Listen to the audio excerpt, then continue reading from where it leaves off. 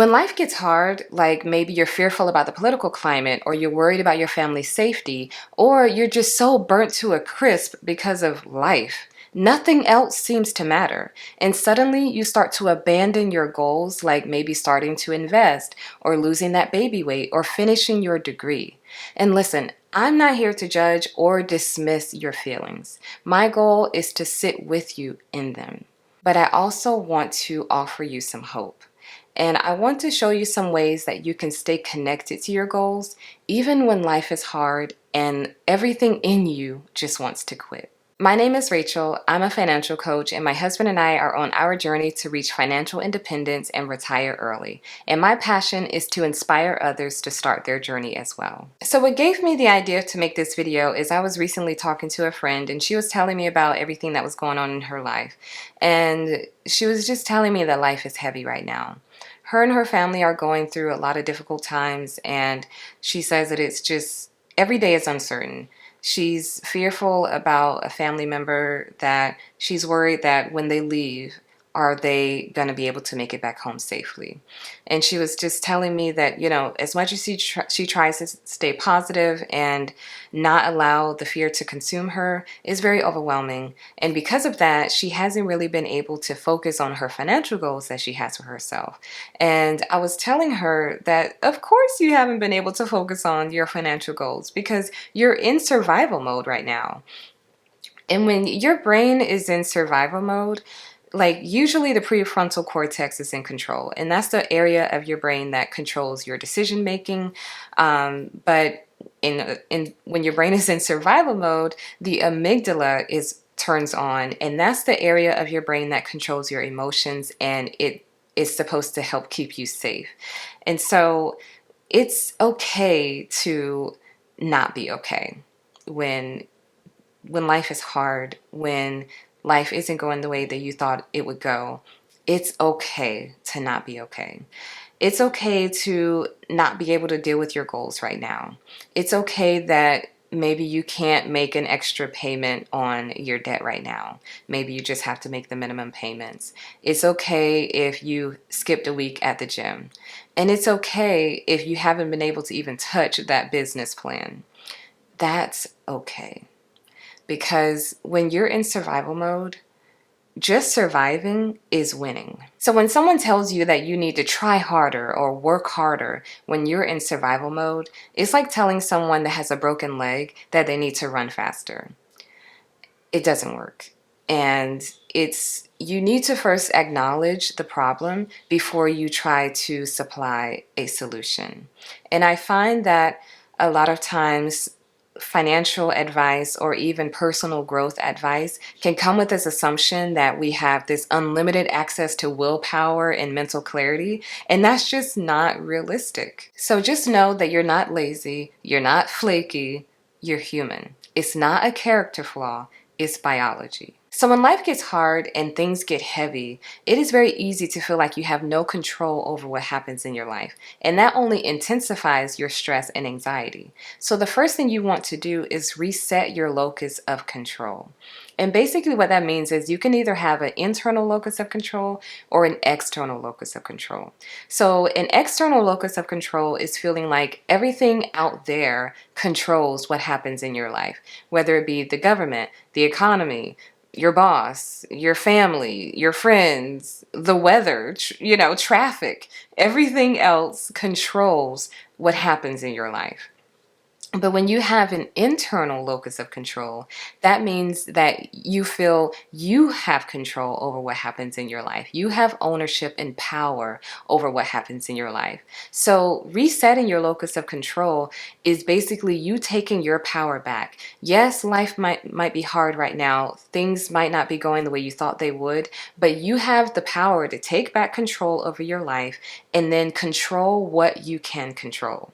So I have 3 tips to help you do just that. The first thing to do is redefine what success means to you. So aim for progress over perfection and try to follow the one thing rule. And that is, what is the one thing that you can do today or this week that'll help you get closer to your goal? So when you're in survival mode, you just kind of get tunnel vision and you can't really see anything outside of that.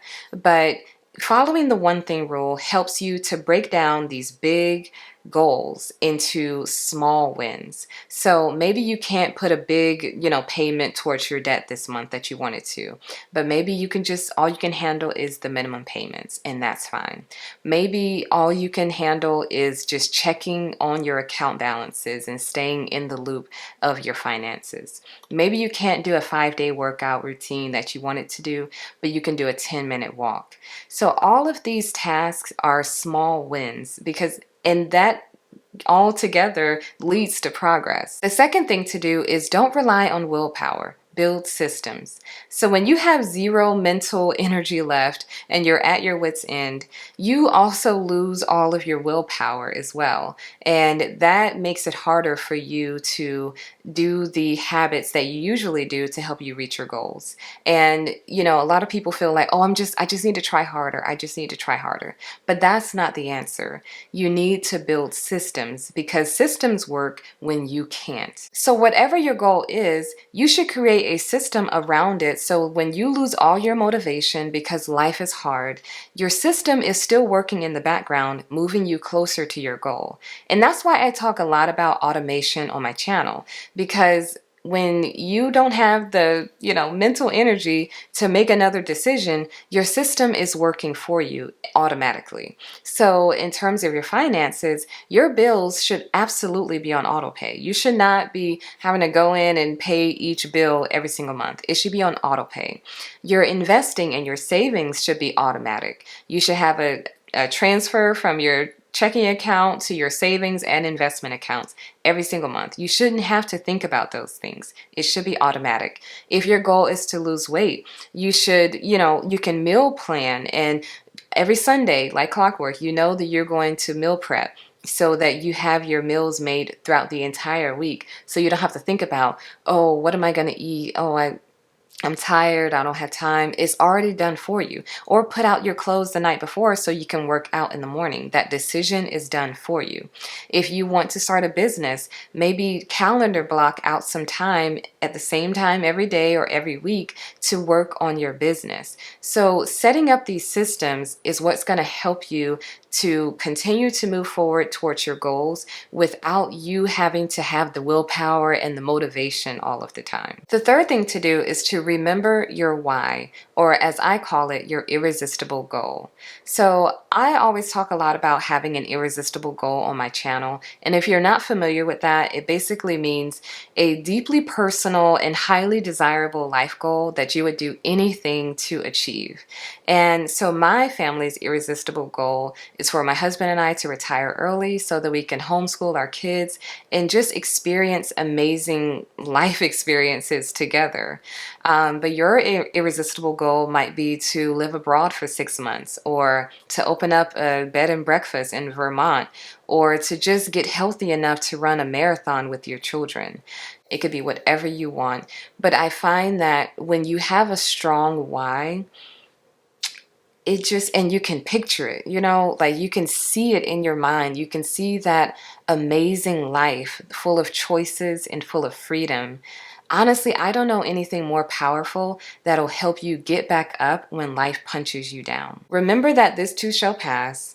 Yes, life is hard right now, but this is just a season. It will not last forever. And give yourself some grace. My final encouragement to you when life is hard and you want to give up is go find a trusted friend or family member, or even an online community that you can lean upon for motivation and encouragement during this time, because we cannot walk this road alone. And in the comments, I want you to share one small win that you've had this week, no matter how tiny. I would love to cheer you on. And if you've been through some things in your life and you've made it through, then write some words of hope and encouragement in the comments below, because there might be someone reading it that needs to hear it. And I want to leave you with a Bible verse, Galatians 6:9, and it says, "Let us not become weary in doing good, for at the proper time we will reap a harvest if we do not give up." You have permission to not be okay. Just don't give up. And I'll see you in the next video. Bye.